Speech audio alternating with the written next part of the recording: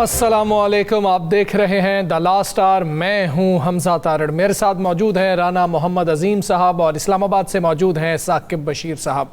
मामलात कुछ इस तरह से हैं कि 5 अगस्त को पीटीआई की तहरीक उरूज पर होनी थी, लेकिन वो तहरीक अब दरिया बुर्द होती हुई दिखाई दे रही है, क्योंकि अली अमीन गंडापुर ने कहा है कि 90 रोज़ हैं और फिर तहरीक होगी, और 90 रोज़ा ये तहरीक है। उन्होंने 90 रोज़ का वक्त पता नहीं खुद को दिया है या हुकूमत को दिया है, और पार्टी के अंदर से ही इस 90 रोज़ के हवाले से जो प्लान सामने आया है उसके खिलाफ आवाज़ें उठ रही हैं। इस पर बात होगी। साथ ही सेनेट इंतखाबात के हवाले से खैबर पख्तूनख्वा में मेल मुलाकातों का सिलसिला जारी है। ये वक्त है जोड़ तोड़ का। ऐसे में अली अमीन गंडापुर की जानिब से मौलाना फजलुर रहमान के ऊपर जो लफ्जी हमले किए गए हैं, क्या उसका पाकिस्तान तहरीक इंसाफ को इन सेनेट इंतखाबात में फ़ायदा होगा या नुकसान होगा? इस हवाले से बात करनी है।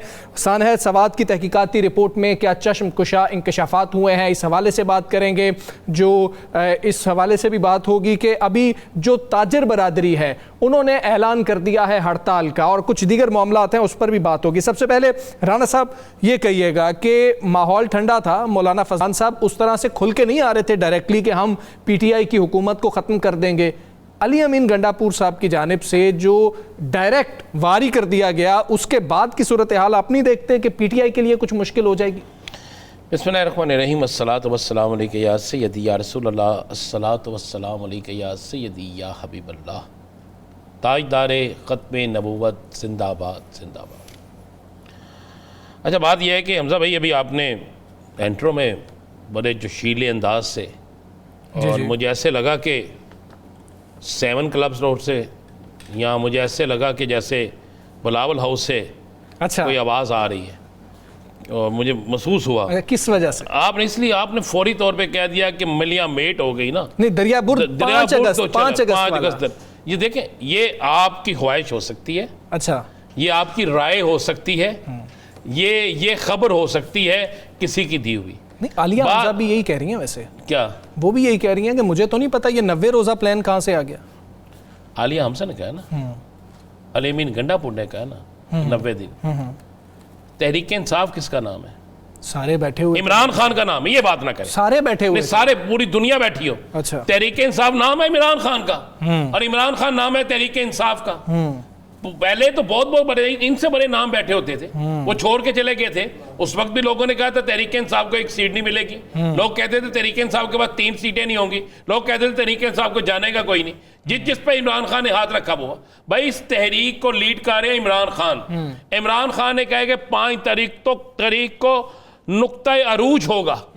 ठीक है, ऐसे ही इमरान खान के बेटे आए नहीं, और बहुत से लोगों की टांगें कांपना शुरू हो गई हैं। बात यह है कि अली अमीन गंडापुर ने जो बात की उसने वजाहत भी की। हम वजाहत पे नहीं जाते। मैं कल उस प्रेस कॉन्फ्रेंस में मौजूद था मैं प्रेस कॉन्फ्रेंस, बल्कि मुझे अफसोस हो रहा है कि मुझे अपने साफी भाइयों से चाहिए था ऐसे सवाल कभी पंजाब के हुक्मरानों से भी करके देखें ना, तो फिर तो मज़ा भी आता है। तो आपने की, ये अच्छी बात है, करना चाहिए, हमें एहतसाब करना चाहिए। लेकिन आप ये किसने फैसला कर लिया कि 90 दिन में?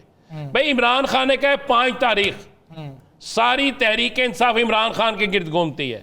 ना अली अमीन गंडापुर, ना आलिया हमजा, ना कोई और चीज। बड़ी क्लियर और साफ। ठीक है रान साहब, आमिर डोगर साहब ने भी हमें ज्वाइन कर लिया। यही सवाल उनसे भी कर लेते हैं, उनसे पूछ लेते हैं। आमिर डोगर साहब, बहुत शुक्रिया sir the last hour join करने। सर ये बताइएगा कि ये 90 रोज का जो प्लान है ये कहाँ से आया है? आलिया हमजा भी ये पूछ रही हैं, अभी मैं भी राना साहब से यही पूछ रहा था, तो वो कह रहे हैं कि फैसला तो वो है जो इमरान खान करेंगे। तो इमरान खान की मर्जी के बगैर ये फैसला हो गया या इमरान खान का फैसला? बिस्मिल्लाहिर्रहमानिर्रहीम। पाकिस्तान तहरीक इंसाफ इमरान खान है और इमरान खान तहरीक इंसाफ है। हम तो इमरान खान की पार्टी के अदना से कारकुन और सिपाही हैं, और उसके हर हुक्म के पाबंद हैं। और पाकिस्तान 25 करोड़ आवाम वो इमरान खान के साथ हैं, और इमरान खान उनके दिलों में धड़कता है। देखें, वजाहत कल आई, मैं परसों उस प्रोग्राम में शामिल था, उस तकरीब में, उस रैली में, जिसमें 90 दिन की बात की। आपने 90 दिन को जोड़ दिया 5 अगस्त के साथ। अली अमीन का अगर आप अभी चलाएं तो आपको ये पता चल जाएगा, उसमें उसने ये कहा है कि मैं 90 दिन का अल्टीमेटम हुकूमत को देता हूँ कि کہ وہ 90 دن کے اندر اندر عمران خان کو رہا کرے، ورنہ پھر 90 دن کے بعد ہم سے جو کچھ بن پائے گا ہم وہ کریں گے۔ جہاں تک 5 اگست کی اور تحریک کی بات ہے، آج بھی پورے پاکستان میں صوبائی سطح پر ہماری تنظیمیں، ضلعی سطح پر، تحصیل سطح پر ہماری میٹنگز چل رہی ہیں پچھلے 5-6 دنوں سے۔ اور پرسوں کی وہ جو موبلائزیشن تھی اسلام آباد سے پیور پارلیمنٹیرینز کا آنا لاہور تک، یہ بھی اس کی ایک کڑی تھی اور تسلسل تھا اس جدوجہد کا جو 2 سال سے ہم کر رہے ہیں مختلف انداز میں، سڑکوں پر، پارلیمنٹ میں، پارلیمنٹ کے باہر، اور ہم اپنا جمہوری جدوجہد کا سفر انصاف اور قانون کے دائرے میں رہ کر کرتے چلے آ رہے ہیں اور کر رہے ہیں۔ لیکن اس کا یہ مطلب نہیں ہے کہ عمران خان کی 5 اگست کی کال یا کوئی اور چیز کو کوئی آگے کیا جا رہا ہے۔ رانا صاحب نے بالکل ٹھیک کہا، میں ان کی بات کو بالکل سیکنڈ کروں گا، انہوں نے کل وضاحت بھی کر دی۔ ہم ایک بڑی منظم اور جامع کال دینے جا رہے ہیں جو یقیناً ملک گیر ہوگی۔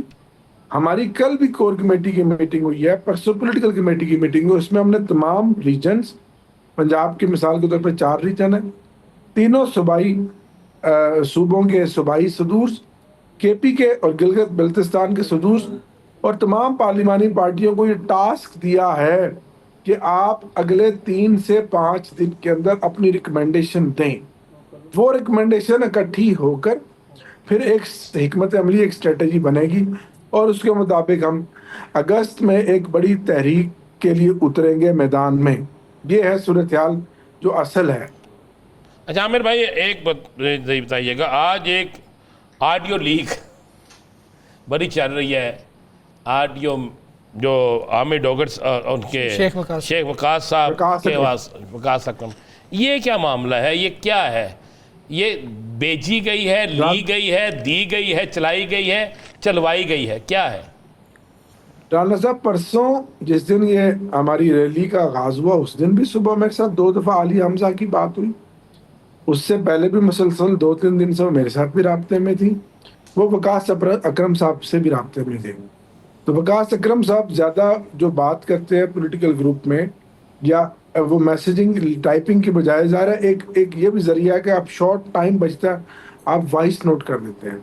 تو انہوں نے وائس نوٹ میں بتایا ہے کہ بھئی یہ پارلیمنٹیرینز کا اس طرح سے پروگرام ہے، اس طرح سے یہ لوگ جا رہے ہیں، جبکہ میں نے بھی ان سے یہ بات کی تھی۔ اور پھر قطعاً ایسی کوئی قطعاً ان کے اوپر نہیں تھی کہ وہ لاہور میں آ کر اس کو ریسیو نہ کرتی، یا راوی کے پل پر کھڑے ہو کے وہ استقبال نہ کرتی، یا حتیٰ کہ اس پروگرام میں جو پروگرام وہاں ہوا فارم ہاؤس پہ، اس میں پھر ہمارا تو یہ خیال تھا کہ ہم صرف پارلیمنٹیرین ہوں گے، لیکن وہاں مجمع لگ گیا۔ اور میں نے پنجاب کے، سینٹرل پنجاب کی بالخصوص لاہور کی پی ٹی آئی کی تمام لیڈرشپ کو دیکھا جو خود آئے، کسی نے نہیں بلایا۔ آپ خود جانتے ہیں رانا صاحب، آپ ایک منجب صحافی ہیں اور آپ نے پولیٹیکل معاملات کو بڑے قریب سے دیکھا ہے، گراس روٹ لیول پہ آپ ہمیشہ پبلک پلس کی بات کرتے ہیں۔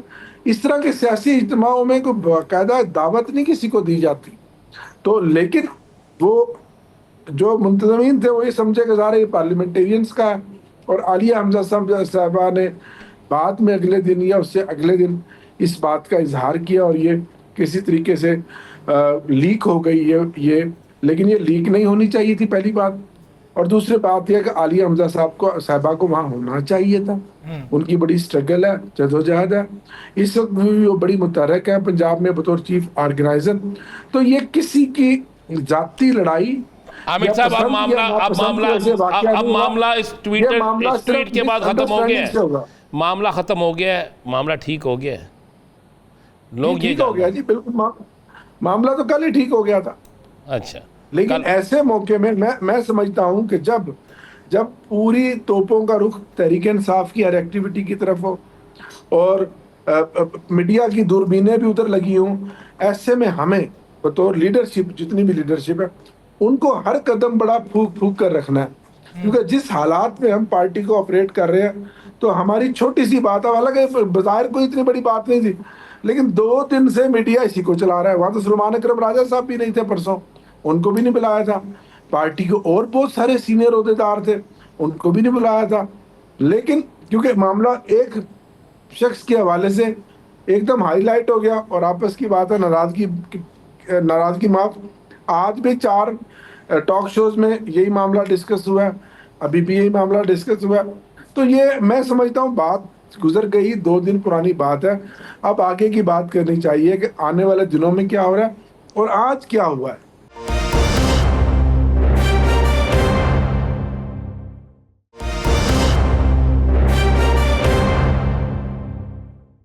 یہ بتائیے گا کہ یہ مرزا افریدی صاحب کے ٹکٹ کے حوالے سے بہت زیادہ آپ کے لوگ یہ بات کر رہے ہیں کہ مرزا افریدی جو ہے وہاں پہ انہوں نے ریسیپشن بھی دی, آگے ٹکٹ بھی سینٹ کا, ماضی میں وہ 9 مئی پہ مذمت بھی کر چکے ہیں, پارٹی سے الگ بھی ہوئے.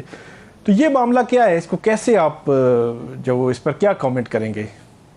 میں تو ٹکٹ دے رہے ہیں, آپ نہیں دے رہے ہیں, یا کیا؟ کوئی کامنٹ نہیں کر سکتا.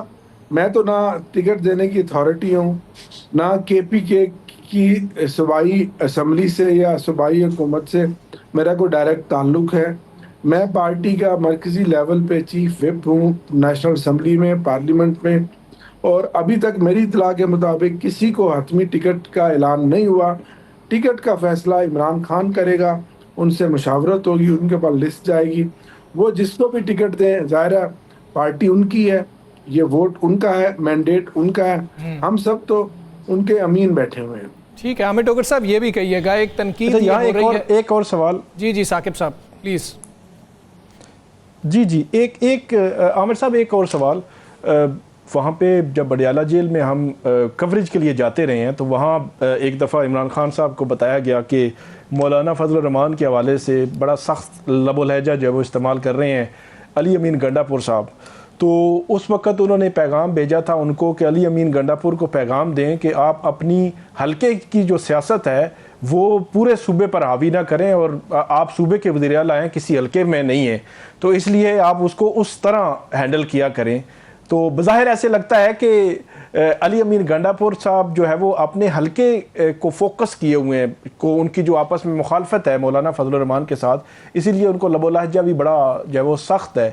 تو ہم دیکھتے ہیں کہ ابھی ماضی قریب میں ہی آپ کی بڑی قربتیں تھیں مولانا کے ساتھ, اب جو ہے وہ فاصلے بہت بڑھ رہے ہیں اور علی امین مزید جو وہ مین فیکٹر نظر آ رہے ہیں. اس پہ کیسے کامنٹ کریں گے کہ عمران خان صاحب نے تو روکا تھا, تو اب علی امین کیوں اس طرف جا رہے ہیں؟ آپ کی بات میں بڑا وزن ہے. دیکھیں, ایک تو ان کی لوکل سیاست ہے جو ایک ریالٹی ہے, اور وہ مسلسل 3-4 الیکشن ایک دوسرے کے خلاف لڑتے آئے ہیں. لیکن علی امین خان صاحب کو جب عمران خان صاحب کا پیغام ملا, علی امین صاحب نے اس کے بعد اسد کیسر صاحب کو, اور میں بھی اس کمیٹی کا ممبر ہوں, ہم سب کو کہا کہ پارٹی کا مفادات, اپوزیشن کا الائنس اور مولانا فضل الرحمان صاحب کے ساتھ آپ کی جو بھی بات ہے وہ پہلے ہے. میری ذات, میرا حلقہ, میری انتخابی سیاست ان کے ساتھ یہ بعد میں ہے. آپ جو بھی کریں گے, جس طرح سے بھی کریں گے, میں اس کے لیے حاضر بھی ہوں, اور ہر طرح کا میرے ذمہ جو تعاون ہے وہ کرنے کے لیے تیار ہوں. اب یہ جو معاملہ جو آج کے لیے دوبارہ سے اس نے ٹمپریچر پکڑا, آپ اس میں دیکھیں کہ اس میں پہل مولانا صاحب نے کی. مولانا صاحب جب پشاور گئے, علی امین صاحب اور ہم جس دن اسلام آباد سے نکلے, غالباً اس سے 1 دن پہلے کی بات ہے, یا غالباً اسی دن صبح کی بات ہے, اسی دن صبح کی بات ہے. تو پہلے مولانا صاحب نے ایک بڑی ہی تلخ اور تیز لہجے والی ایک پریس کانفرنس کی, جس میں انہوں نے پورے تیر برسائے. حکومت پہ تیر برسانا ان کا حق ہے, وہ پوزیشن کر رہے ہیں کے پی کے میں ہماری, اور نیشنل اسمبلی میں وہ ہمارے ساتھ اپوزیشن میں بیٹھے ہیں, اور ادھر بینیفیشری ہیں ان 77 سیٹوں میں جو ہماری سیٹوں میں ڈاکہ ڈالا گیا کہ 2 قومی اسمبلی کی خواتین کی نشستیں بھی حاصل کر رہے ہیں. دیکھیں ان کی سیاست اور ان کا انداز, جس کو کہتے ہیں اسٹائل, دیکھیں کہ ایک قومی اسمبلی کا ممبر ہے پورے کے پی کے میں, نور عالم خان, اس کے اگینسٹ 2 قومی اسمبلی کی خواتین سیٹیں ان کے پاس پہلے موجود ہیں, 2 مال غنیمت میں اور آ گئیں. یہ دنیا کی انوکھی مثال ہے کہ 1 سیٹ کے بدلے 4 سیٹیں ان کو دے دی گئی ہیں. وہ ایک بڑی سادہ سی ایک واقعات سی مثال ہے, وہ آپ جب ملیں گے تو میں ٹاک شو کے علاوہ سناؤں گا. بالکل ٹھیک ہے عامر ڈوگر صاحب, اس حوالے سے سمجھ آ گئی. ٹھیک ہے, تو آپ کو سمجھ, تو عرض یہ ہے کہ مولانا صاحب کی اپنی ایک اسٹائل ہے, انداز ہے, لیکن اس میں تلخی اور دوریاں اس وقت بڑھیں جب کافی مہینے طویل مشاورت کے بعد بالآخر آج سے کوئی مہینہ 1.5 مہینہ پہلے 2 مہینہ پہلے مولانا صاحب نے کہا کہ میری طرف سے جواب ہے, میری شورا نے یہ فیصلہ کیا کہ ہم تحریک انصاف کے ساتھ نہیں چل سکتے. جبکہ خان صاحب نے تو کمال خندہ پیشانی کا اظہار یہ کیا متعدد بار کہ مولانا صاحب اس سارے کو لیڈ کریں اور فیوچر میں کے پی کے میں کس طرح کی ایڈجسٹمنٹ چاہتے ہیں اس میں بھی آپ ان کو. بالکل ٹھیک ہو گیا. اچھا عامر ڈوگر صاحب, ایک تنقید ہو رہی ہے آپ لوگوں پہ کہ جو علی امین گنڈاپور صاحب نے کہا کہ خان صاحب مذاکرات کے لیے تیار ہیں لیکن فیصلہ سازوں سے ہی جو ہے مذاکرات کیے جائیں گے. آپ جمہوری جد و جہد کر رہے ہیں, سیاسی لوگوں سے بات نہیں کریں گے, حل کیسے نکلے گا؟ دیکھیں, بات اگر گراؤنڈ ریئلٹی پہ دیکھی جائے تو بات تو فیصلہ سازوں سے ہی مکنی ہے. اگر ہم سیاسی طور پر دیکھیں, سیاسی بیان بازی پہ بات کریں اور مجھ سے پوچھیں تو میں کہوں گا کہ مذاکرات سیاسی لوگوں سے ہونا چاہیے. لیکن اگر ان مذاکرات کو معنی خیز, نتیجہ خیز بنانا ہے تو پھر ظاہر ہے آپ خود سمجھتے ہیں کہ مذاکرات کن کے ساتھ. بالکل ٹھیک ہے, مذاکرات کن سے ہونے چاہیے؟ ران صاحب اس سے پہلے آپ سوال کریں. کیونکہ میں کافی عرصے سے صحافت کو کر رہا ہوں اور میں بہت سے سیاسی لیڈروں کو بہت سے طریقے سے جانتا ہوں, تو اس لیے میں کئی دفعہ ان کی گفتگو پہ جس طرح ثاقب بشیر ہلکا سا مسکرا دیتے ہیں نا, میں بھی ہلکا سا, لیکن میں اندر سے مسکراتا ہوں, یہ باہر سے مسکرا دیتے ہیں. عامر ڈوگر صاحب مجھے یہ بتائیے کہ ابھی آئے نہیں خان صاحب کے صاحبزادے, اور حالات یہ ہیں کہ خوف کی عالم ہے, ہر حکمران کبھی کچھ کہہ رہا ہے کچھ کہہ رہا ہے. کب آ رہے ہیں خان صاحب کے صاحبزادے؟ وقت کا کوئی تعین ہوا ہے کہ نہیں ہوا؟ ویزے ان کے پاس ہیں یا نہیں ہے؟ اور کیا وہ آئیں گے تو اکیلے آئیں گے یا پورے اپنی تیاری کے ساتھ آئیں گے؟ دیکھیں, ابھی بالکل آپ کی بات بجا کہ آپ نے ابھی کہا کہ ابھی وہ آ نہیں رہے, انہوں نے اعلان کیا ہے تو ان کی ٹانگیں کانپ رہی ہے اور خوف کا عالم ہے. کوئی بیٹھک پاکستان میں, کوئی ٹی وی ٹاک شو, کوئی وی لاگ, کوئی جگہ ایسی نہیں ہے جہاں عمران خان نہ ہو اور عمران خان کا ذکر نہ ہو, ان کے صاحبزادوں کا ذکر نہ ہو. تو یہ اس بات کا عملی ثبوت ہے کہ عمران خان آج پاکستان کی سیاست کا محور ہے. ایک طرف عمران خان ہے اور دوسری طرف اینٹی عمران خان قوتیں ہیں. ان کو آنا ہے, کب آنا ہے یہ فیصلہ ظاہر ہے ان کی والدہ خان صاحب کی بہنیں مل کر کریں گی. ابھی تک پارٹی کو یا ہماری لیڈرشپ کو انہوں نے نہیں بتایا کہ ان کا حتمی پروگرام کیا ہے. لیکن ماضی میں اگر آپ انڈو پاک کی ہسٹری دیکھیں, پری پارٹیشن بھی دیکھیں, تو بڑے بڑے اکابرین, بڑے بڑے سیاستدان, لیڈران جب بھی گرفتار ہوئے ہیں تو ان کی رہائی کے لیے ان کی امیڈیٹ فیملی نے تحریکیں چلائی ہیں. یہ الگ بات ہے کہ بعد میں وہ پولیٹکس کا حصہ نہیں بنے, وہ ایک خاص ٹائم کے بعد واپس لوٹ گئے اپنے کاموں پر. تو اس میں کوئی نئی بات نہیں ہے, اگر وہ آتے ہیں تو اس میں تحریک میں بڑی جان پڑے گی, کیونکہ خان صاحب کی جیل میں رہنے کے بعد جو تحریک انصاف کی باہر لیڈرشپ ہے وہ اپنے تئیں تو بہت کوشش کر رہی ہے, لیکن اس میں جو کی پوائنٹ ہے وہ علیمہ آپا ہیں یا پھر ان کے صاحبزادے ہوں گے, جس میں ورکرز میں بالخصوص کافی جوش اور ولولہ میں دیکھ رہا ہوں. اس میں ایک اور چیز کا اضافہ کر لیں, کیا کل آپ سنا ہے کل آپ پھر سارے لوگ, کافی لوگ اکٹھے ہو کے اڈیالہ بھی جا رہے ہیں؟ ابھی اس طرح کی کال نہیں آئی ہے سچ, لیکن اڈیالہ تو ہم ہر ہفتے جاتے ہیں. جب خان صاحب کی بہنوں کو نہیں ملنے دیا جاتا, جمعرات کو جو ہماری پولیٹیکل کمیٹی کے 6 نام جاتے ہیں, 6 مہینے سے ان کو نہیں ملنے دیا جاتا. ہائی کورٹ کے باہر ہم بیٹھتے ہیں, پورے اراکین پارلیمنٹ, جب خان صاحب کے مقدمے کی سماعت نہیں کی جاتی اور جج صاحبان پچھلی گلی سے, پتلی گلی سے نکل جاتے ہیں, تو لیکن ہم پھر بھی اب اس فسطائیت اور ظلم کے خلاف اپنی اسٹرگل ہر سطح پر کر رہے ہیں. اور ہمیں بھی پتہ ہے کہ 26ویں ترمیم کے بعد عدالتوں کو بھی انہوں نے بند کر کے تالا لگا دیا اور تابع کر دیا ہے ججوں کو, حکمرانوں نے اپنے, اور اب وہ فیصلے آئیں گے اور وہ فیصلے ہوئے ہیں, وہ چاہتے ہیں. عامر صاحب یہ بتائیے گا جی عامر صاحب یہ بتائیے گا کہ گیلپ کا ایک سروے آج آیا ہے، اس میں کمپیریزن دیا گیا ہے جو پنجاب کی حکومت اور کے پی کی حکومت ہے، خاص طور پر مریم نواز اور علی امین گنڈاپور، اور ان کی کارکردگی کم جو ہے وہ شو ہو رہی ہے اس گیلپ کے سروے میں. تو کیا پی ٹی آئی جو ہے وہ خیبر پختونخوا میں جو کارکردگی پر فوکس کرنا ہے، آپ کو عوام نے یقینی طور پر کارکردگی دکھانے کے لیے جو ہے ووٹ دیا کہ ان کی آپ خدمت کریں، تو کیا آپ کا فوکس عمران خان صاحب کی رہائی زیادہ فوکسڈ ہے اور باقی معاملات جو ایکچولی دیکھنے ہیں خیبر پختونخوا کی حکومت نے ان کو آپ نہیں دیکھ پا رہے؟ دیکھیں، پرائمری رسپانسبلٹی تو صوبائی حکومت کی یہی ہے اور ہونی چاہیے کہ وہ عوام کی خدمت کریں، لیکن پی ٹی آئی کو خیبر پختونخوا کے عوام، ووٹرز، ورکرز، کیونکہ وہ مرکز ہے کے پی کے کا، عمران خان کی پارٹی کا، کے پی کا پورا، وہ چاہتے ہیں کہ علی امین سمیت پوری پارٹی سڑکوں پر ہو اور احتجاج میں ہو. تو اب فیصلہ آپ خود کر لیں. نہیں عامر صاحب، لیکن 73% لوگوں نے کہا ہے کہ سرکاری نوکریاں تعلقات پر دی جا رہی ہیں، یہ الزام لگایا ہے. 81% کہہ رہے ہیں کہ ہمیں لائبریریز جو ہیں وہ نہیں مل رہی. 77% نوجوان کہہ رہے ہیں ہمارے پاس پارکس نہیں ہیں. وہیں کے لوگ، وہیں کے ووٹرز آپ کی یہ بات کر رہے ہیں. اس کا زیادہ بہتر جواب تو کے پی کے حکومت کے سپوکس پرسن ہی دے سکتے ہیں. وہ 7 سال کی اپنی کارکردگی کا بریک اپ دے سکتے ہیں. آپ پالیسی سٹیٹمنٹ دے دیں کیا ہونا چاہیے کہ کام نہیں کرنا چاہیے گورنمنٹ کو.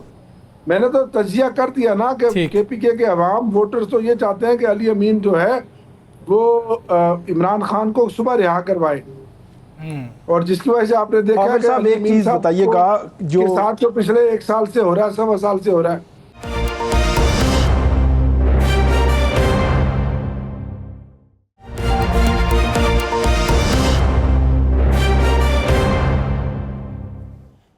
جی تو بات کرنی ہے ہم نے سینٹ انتخابات کے حوالے سے. بہت زیادہ میٹنگز ہو رہی ہیں، میل ملاقاتیں ہو رہی ہیں، اور جس شخص کے اوپر بہت زیادہ نظریں ہیں وہ ہیں مولانا فضل الرحمان صاحب.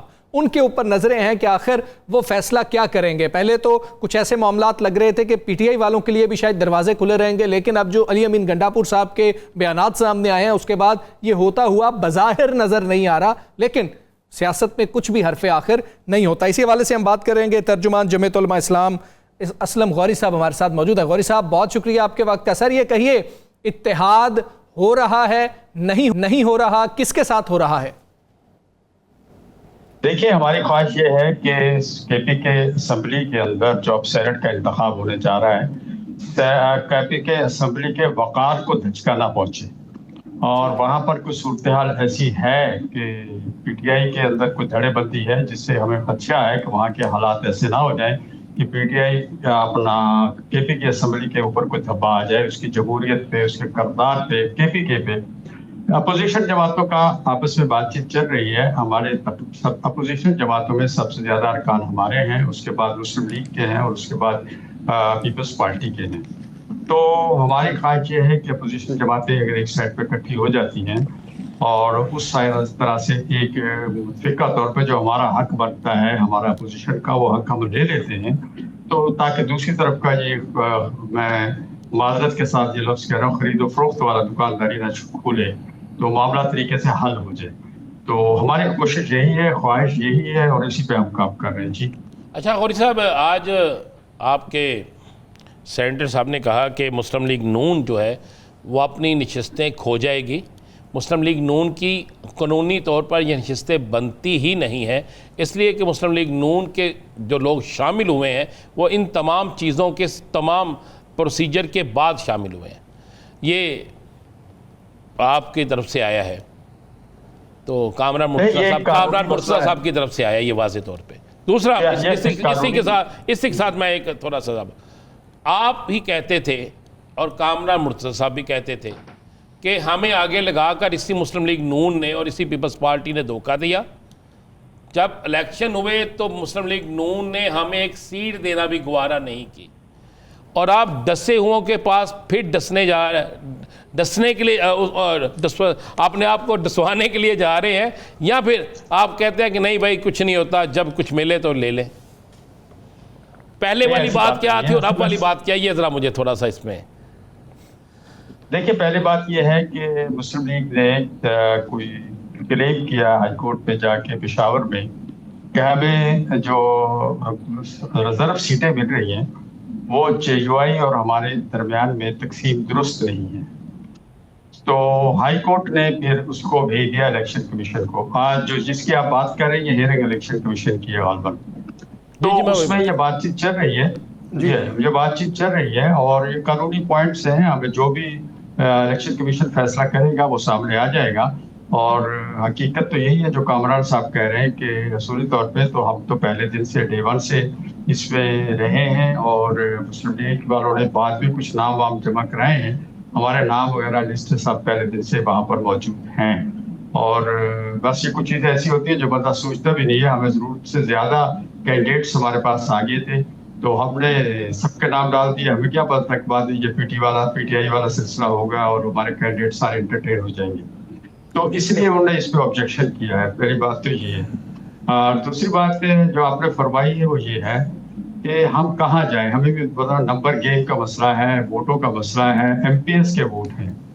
اور اگر میرے ووٹ کوئی لے گا مجھ سے تو مجھے کچھ دے گا بھی. تو اب صورتحال آپ کے سامنے ہے. PTI کے ساتھ ہم نے کتنا نبھایا, کہاں تک کس تعلق کو نبھایا. تو آج پھر وہاں سے گالیاں آ رہی ہیں. کیا پیپلز پارٹی اور مسلم لیگ گالیاں تو نہیں دیتے, اختلاف تو رکھتے ہیں, ہم بھی ان سے اختلاف رکھتے ہیں. تو پھر KPK کے ایک مخصوص حالات ہیں, ہم وہاں PTI کے ساتھ ہمارا جانا بنتا نہیں ہے وہاں کے مخصوص حالات میں. تو اس لیے ہمارے پاس جو ووٹ ہیں اس وقت تک جو ہائی کورٹ کے فیصلے سے پہلے تھے ہمارے پاس, شاید اب الیکشن کمیشن میں میں سمجھتا ہوں کہ وہی مل جائیں گے. تو سب سے لارجر پارٹی اس کی اپوزیشن کی وہ ہم ہیں اور ہمارا ایک سینیٹ تو بالکل سینیٹر جو ہے وہ اپنے آپ اپوزیشن کی لارجر پارٹی. تو وہ اس میں ایک ووٹ تو ہمارا سینیٹر اپنے آپ منتخب ہمارے ووٹوں سے ہوتا ہے. پھر اس کے بعد رہ گیا ٹیکنوکریٹ کی سیٹ ہے, اس کے لیے اگر ہم کسی کو خاتون کی سیٹ پہ یا دوسری جگہ ووٹ دیں گے تو پھر ہماری دوسری سیٹ وہ بھی آ جائے گی. تو ہماری جو ایکچوئل سیٹیں ہم سمجھتے ہیں 2 تو ہمیں ملنی چاہیے. جو اگر ہمارا اتحاد ہو جاتا ہے مسلم لیگ اور پیپلز پارٹی کے ساتھ, حالانکہ پیپلز پارٹی کے پاس اتنے کم ووٹ ہیں کہ 7 ووٹ یا 6, 7, 8 ووٹ ہیں ان کے پاس, یا 9 ووٹ ہیں, اتنے ووٹ ہیں. تو ان ووٹوں میں ان کے پاس تو ایک سینیٹر بھی نہیں بنتا. لیکن جب وہ اتحاد کا حصہ بن جائیں گے تو ایک سینیٹر ان کو بھی مل سکتا ہے. تو یہ ایک باوقار طریقے سے الیکشن ہو جائے گا اور خرید و فروخت والی کہانی وہاں نہیں بنے گی. ہماری خواہش یہ ہے. اسلم صاحب یہ بتائیے گا کہ جو مولانا صاحب نے جو بات کی تھی جو PTI کے اندر سے تبدیلی آ جائے, تو اس سے تاثر ایسے ملتا ہے کہ جو JUIF ہے یا مولانا فضل الرحمان ہے ان کا جو ڈائریکٹ کو معاملہ اگر ہے تو وہ علی امین گنڈا پور کے ساتھ ہے, پوری PTI کے ساتھ نہیں. اور ہم دیکھتے بھی ہیں کہ پوری PTI کی طرف سے وہ بیانات نہیں آتے جو علی امین گنڈا پور. تو کیا ایسے ہی ہے کہ علی امین گنڈا پور تبدیل ہوں تو پھر آپ کو وہ سیٹ اپ جو ہے وہ منظور ہوگا؟ ایک اور ساتھ ہی دوسرا سوال کہ جب یہ الیکشن ہوئے 8 فروری, اس کے بعد سے آنورڈ ہم دیکھ رہے ہیں کہ مولانا فضل الرحمان صاحب نے بہت سخت لہجے میں پریس کانفرنسز کی, اور ریسنٹلی بھی ہم نے سنا کہ آپ کوئی موومنٹ بھی شروع کرنے جا رہے ہیں اور اس طرح کی سچویشن. تو کیا وہ جو موومنٹ آپ نے شروع کرنی تھی وہ ابھی بھی سلسلہ برقرار ہے یا وہ چیزیں جو وہ اب بیہائنڈ دا سین چلی گئی ہیں؟ دیکھیں, ہماری موومنٹ جو شروع ہو رہی ہے ہم اس پہ کام کر رہے ہیں اور ہم اپنے کارکن کو اس سلسلے میں موٹیویٹ بھی کر رہے ہیں اور تیاری بھی کر رہے ہیں. اور آگے مزید آپ دیکھیں گے کہ ہم مردان میں اور ڈیرہ اسماعیل خان کے بھی بڑے پروگرام کرنے جا رہے ہیں. تو دیکھیں, ہمارا ایک اپنا طریقہ کار ہے, ہر پارٹی کا اپنا طریقہ کار ہے. ہمارا یہ کہ ہم اپنے کارکن کو موٹیویٹ کرتے ہیں اور ذہنی طور پہ تیار کرتے ہیں, انہیں پھر لے کے اس تحریک کا حصہ بناتے ہیں. پھر بہت سی چیزیں دیکھنی ہوتی ہیں, موسم دیکھنا ہوتا ہے, جو سے آج کل موسم چل رہا ہے, اس موسم میں آپ کیسے کوئی ریلی بڑی لے کے کہیں دھرنا دے سکتے ہیں یا کوئی اور سلسلہ کر سکتے ہیں. تو یہ سب تحریکیں جو چلتی ہیں وہ موسم اور ان سب چیزوں کو مد نظر رکھ کے چلتی ہیں. تو میں سمجھتا ہوں جب وہ وقت آئے گا انشاءاللہ آپ دیکھیں گے کہ ہم خود بخود روڈ پہ آپ کو نظر آئیں گے اور ہمارا کارکن بھی روڈ پہ نظر آئے گا. آپ کو یاد ہوگا ابھی پچھلے دنوں مانسیرا میں پروگرام کیا ہے, شدید بارش میں 3 گھنٹے کارکن بیٹھے رہے مولانا صاحب کا خطاب سننے میں. اس میں مولانا صاحب کا خطاب بالکل واضح تھا. ٹھیک ہے اسلم غوری صاحب, ابھی عامر ڈوگر صاحب ہمارے ساتھ پروگرام میں موجود تھے, وہ کہہ رہے تھے JUI کی کچھ سمجھ نہیں آ رہی ہے, وہ مرکز میں ہے تو وہ اپوزیشن میں ہمارے ساتھ بیٹھی ہوئی ہے, اور اگر KP میں ہے تو وہ ہمارے خلاف اپوزیشن میں بیٹھی ہوئی ہے. ذرا مرکز کے بارے میں بتائیں, آپ ان کے ساتھ اپوزیشن میں بیٹھے ہوئے ہیں یا آزاد اپوزیشن میں اکیلے بیٹھے ہوئے ہیں؟ عابد ڈوگر صاحب کا میں بڑا احترام کرتا ہوں. وہ ان لوگوں میں سے ہیں جو ہم پی ٹی آئی کے معتدل مزاج دوست سمجھتے ہیں, جو پولیٹیکل سائڈ پہ زیادہ جاتے ہیں, گالی گلوچ سے اعتراض کرتے ہیں. حقیقت یہ ہے کہ ہم نے یہ 15-16 سال میں جو ہمارے ان کے تعلقات رہے, ہم نے کوشش کی ان تعلقات کو ختم ٹھیک کیا جائے. آپ دیکھیں کہ یہ ہماری ضرورت نہیں تھی, پی ٹی آئی کی ضرورت تھی, کہ پی ٹی آئی تنہائی کا شکار تھی. اس دور میں ہم نے جمیعت علماء نے ان کے ساتھ چلے گئے. 26ویں ترمیم میں ہمارا کردار سب کے سامنے رہا, لیکن اس کے بعد پھر ہمارے خلاف ایک محاذ کھڑا ہو گیا کہ انہوں نے کیوں ووٹ دیا. ہم نے ووٹ دیا تو ان کے مشورے سے, انہوں نے بائیکاٹ کیا تو ہمارے مشورے سے. سارے معاملہ طے جو ہوا ہے بیٹھ کے, اس میں شاید عامر صاحب بھی بیٹھے ہوئے تھے آخری اجلاس میں, عابد ڈوگر صاحب بھی تشریف رکھتے تھے. تو یہ ساری چیزیں ہم مل کے کرتے رہے, اور آج اس پھل 26ویں ترمیم کا پھل اگر کھا رہے ہیں تو وہ صرف پی ٹی آئی کھا رہی ہے, جوڈیشل کمیشن میں بیٹھی ہوئی ہے. یا تو پھل بھی نہ کھائے, وہ بھی چھوڑ دیں جوڈیشل کمیشن, لیکن وہاں بیٹھے ہوئے. لیکن 26ویں ترمیم بہت بری ہے. تو ہم تو آج تک اپوزیشن کا حصہ ہیں اور ان کے ساتھ کھڑے ہوئے ہیں, لیکن آج اچھا غوری صاحب, اپوزیشن لیڈر نے ہمیں اعتبار میں نہیں دیا. اچھا غوری صاحب, یہ تو سرنڈ کا الیکشن, یہ ساری چیزیں ہوتی رہیں گی.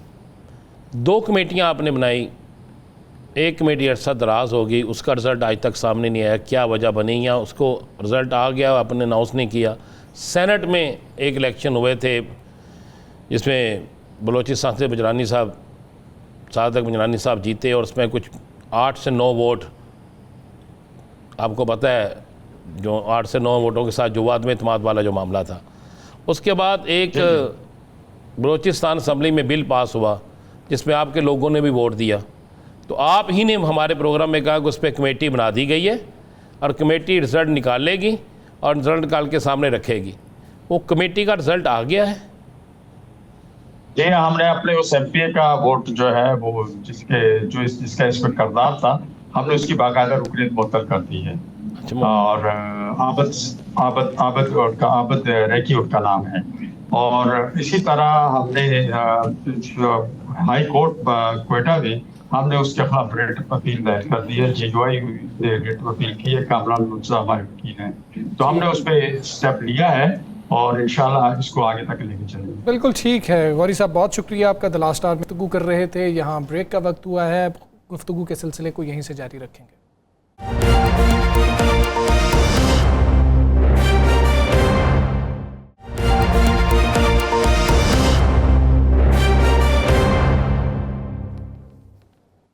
ویلکم بیک جی. کچھ بات کریں گے سانحہ سوات کی تحقیقات کے لیے جو قائم کی گئی تھی صوبائی حکومت کی جانب سے کمیٹی, اس کی رپورٹ جو ہے وہ آئی ہے. چشم کشا رپورٹ ہے, واقعے کے ذمہ داروں کا تعین کیا گیا ہے. ثاقب بشیر صاحب بتائیے گا یہ رپورٹ اب کیا بتا رہی ہے, ذمہ داران کون کون ہیں, کیا کارروائی ان کے خلاف ہوگی؟ جی, یہ 63 پیجز کی جو رپورٹ ہے اور 3 رکنی تحقیقاتی کمیٹی جو ہے وہ صوبائی حکومت کی جانب سے بنائی گئی تھی. میرا خیال ہے اس کمیٹی نے کام جو ہے وہ اچھا اس لحاظ سے کیا ہے کہ انہوں نے ایک لمحے کو جس کی ذمہ داری تھی اس کو دیکھنے کی کوشش کی ہے. تمام لوگوں کے بیانات ہوئے ہیں اور اس کی جو اکوپمنٹ تھا اس کو روکنے کے لیے, بتانے کے لیے, جو دریا کی کیا پوزیشن ہے, قبضے ہیں نہیں ہیں, ہوٹلز, انتظامیہ, سیاحت کا محکمہ, یہ سب کو اس کے انٹرویوز ہوئے ہیں اور اس کے بعد یہ رپورٹ جو مرتب کی گئی ہے.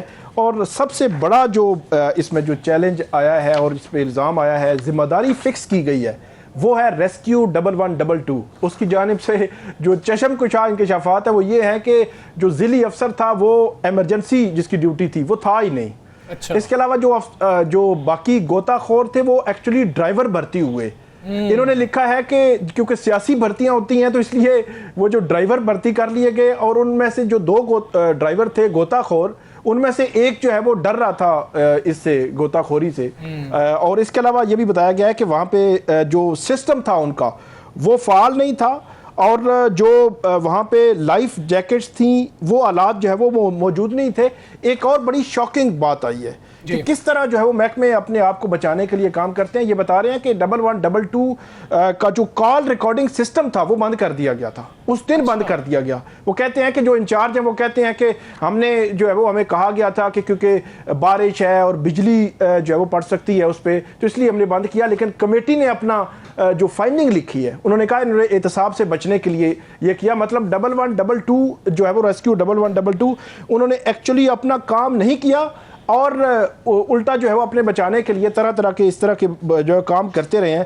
اس طرح ارلی وارننگ سسٹم بھی وہاں پہ جو ہے وہ غیر فعال تھا، جو دریا ہے اس کے بہاؤ کے حوالے سے قبل از وقت بتاتا ہے، اور جس بندے نے اس کی اطلاع دینی تھی وہ 4 گھنٹے لیٹ اس نے بتایا کہ یہ جو اسلاب آیا تب سے جو ہے وہ کام ہو چکا تھا۔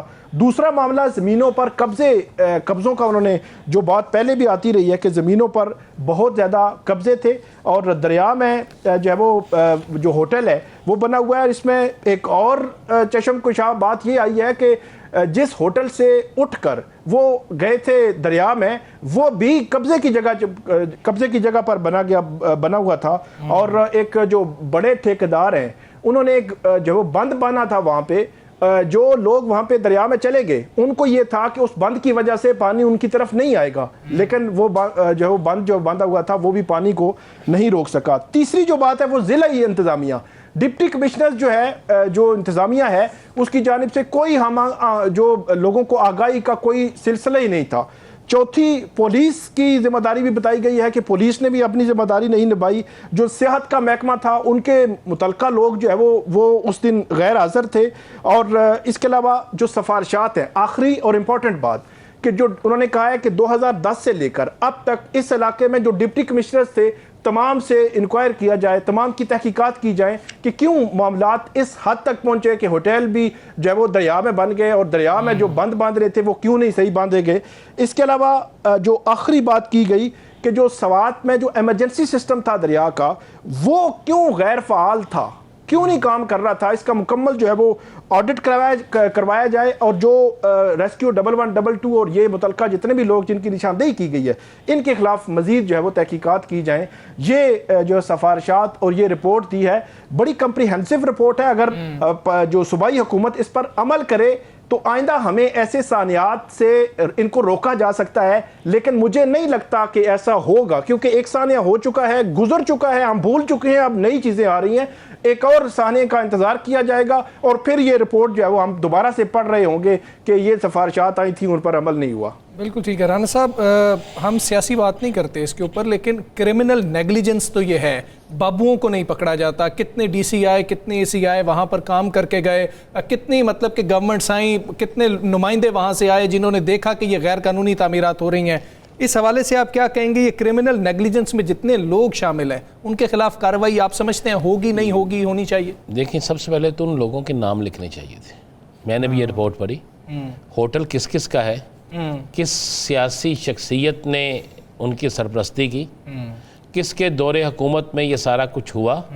3 ہوٹل ایسے ہیں جو بڑے اہم ترین شخصیت کے ہیں، 2 ہوٹل ایسے ہیں جو ایک سرکاری اہم ترین شخصیت کے ہیں، ان کے نام تو لکھنے چاہیے تھے۔ یہ ٹھیکہ کس نے دیا، کس کے کہنے پہ ٹھیکہ ہوا، اور ایک ہی ٹھیکیدار کے پاس پچھلے 16 سال سے ٹھیکہ ہے، یہ کس طرح ہوا، اس کا نام بھی لکھنا چاہیے تھا۔ کیوں نہیں لکھا گیا؟ یہ بھرتیاں کن کے دور میں ہوئی، کس شخص کی ریکمنڈیشن پہ بھرتیاں ہوئی، آؤٹ آف میرٹ بھرتی کرنے والا کون تھا، اس کے نام بھی لکھنے رشتہ داریاں کیا ہیں، کس سے رشتہ کیا داریاں تعلق ہے؟ بالکل، یہ کیوں نہیں لکھا؟ بڑی اچھی رپورٹ ہے، میں کہہ رہا ہوں بہت اچھی رپورٹ ہے، لیکن اس رپورٹ میں لکھا کیوں نہیں گیا؟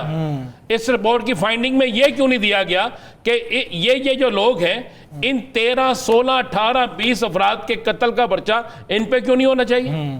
یہ قتل ہے نا ایسی ہے بھائی۔ اگر آپ نے ایک تفریح سے پیسے کمانے ہیں، اگر ایک ہوٹل سے اٹھ کے گئے ہیں اور وہاں سے اٹھ کے جا کے وہاں تک گئے ہیں، وہاں تک دیکھنے والے لوگ موجود ہیں، تو مجھے بتائیں کہ جب ہوٹل والے نے بھی پیسے لینے ہیں، تصویر بنانے، وہاں پر سینکڑوں لوگ کھڑے ہیں جو کہتے ہیں تصویر بنوا لیں، اتنے کی تصویر بنے گی، اتنے کا یہ بنے گا، پھر ان کے خلاف دیکھیں رپورٹ وہ ہے، یہ تو لکھتی ہیں یہ ذمہ دار ہیں، 144 کی خلاف ورزی کی، ٹھیک ہے جی، اوکے جی، پولیس نے ہو گیا، ضلعی انتظامیہ بھی ہوگی۔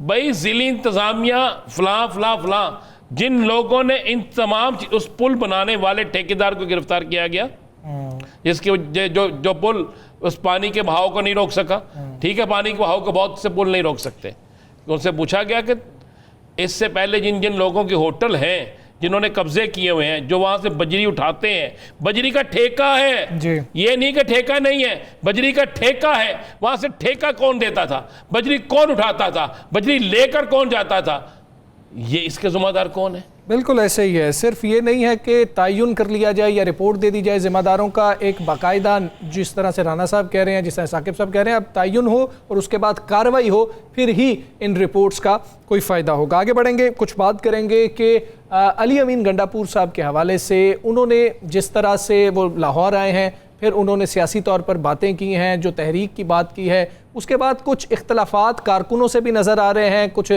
دیگر اندر بھی پارٹی کے اندر کچھ اختلافات ہمیں نظر آ رہے ہیں. ساتھ ہی علی امین گنڈاپور صاحب کے پاس 8 دن ہے، کیا بڑا فیصلہ کرنا ہے؟ رانا صاحب یہ آپ سے جانیں گے. ایک تو تحریک انصاف کے کارکنوں کے ساتھ جو کچھ ان کے اختلافات ہیں ان کا کیا بنے گا، اور یہ 8 دن کیوں اہم ہے ان کے لیے؟ میں بتا دوں، اب 8 کے بھی 7 دن رہ گئے، بلکہ 7 کے کل صبح 6 دن رہ جائیں گے. کارکنوں نے اس بات کو تو مسترد کر دیا کہ 90 دن نہیں. اچھا، اس پر اب وضاحت آ گئی. ٹھیک ہے. اس کے بعد انہوں نے کارکنوں کو باقاعدہ، میں نے جان بوجھ کے عامر صاحب سے بھی سوال کیا تھا تاکہ کچھ ان کے منہ سے ہی بات سنی جائے، چونکہ میرے پاس انفارمیشن تھی کہ کارکنوں کو یہ کہہ دیا گیا ہے.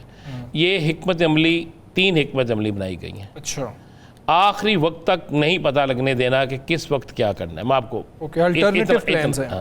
ٹھیک ہے کہ اب 90 دن کے بعد ہو سکتا ہے کوئی 80 دن کی بات بھی کر جائے، اچھا، کوئی 45 دن کی بات بھی کر جائے، اور اسی میں لگے رہیں. لیکن اس کے لیے plan B, plan C, plan D, plan E, plan F, G H Q Y, سارے پلان تیار ہیں، اور یہ بہت بڑا ایک سرپرائز میں. اب آتے ہیں، ایک تو کارکنوں نے واضح طور پر پہلی دفعہ کل کے پی کے میں تحریک انصاف کے کارکنوں نے اسی وقت کہا کہ 90 دن ہمیں منظور نہیں ہے.